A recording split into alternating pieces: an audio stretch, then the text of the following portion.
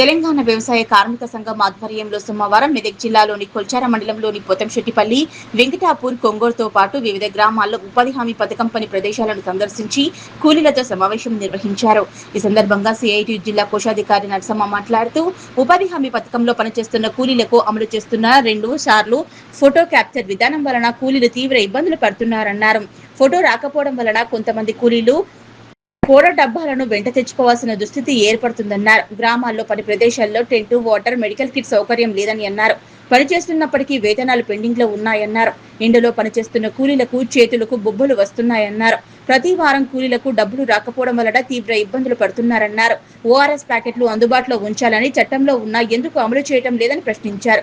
ప్రభుత్వం అమలు చేస్తున్న కఠినమైన విధానాల వలన పనికి హాజరయ్యే కూలీల సంఖ్య రోజురోజుకు తగ్గిపోతుందన్నారు. పని ప్రదేశాలను అధికారులు సందర్శించడం లేదన్నారు. ఉపాధి హామీ పథకాన్ని అమలు చేయడంలో కీలకంగా ఉన్న మెట్లకు ప్రభుత్వం గుర్తింపు కార్డులు ఇవ్వాలని డిమాండ్ చేశారు. ప్రతి ఒక్కరికి జాబ్ కార్డు జారీ చేసి పని కల్పించాలని డిమాండ్ చేశారు.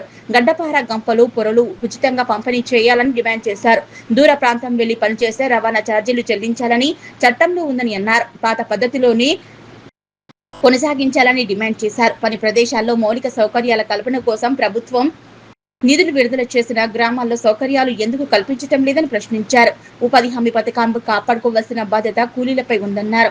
కేంద్రం కొత్తగా తీసుకువచ్చిన వీబీజీ రామ్జీ ఉపాధి కూలీలకు పనికి రాదని దూరం చేస్తున్నారని అన్నారు.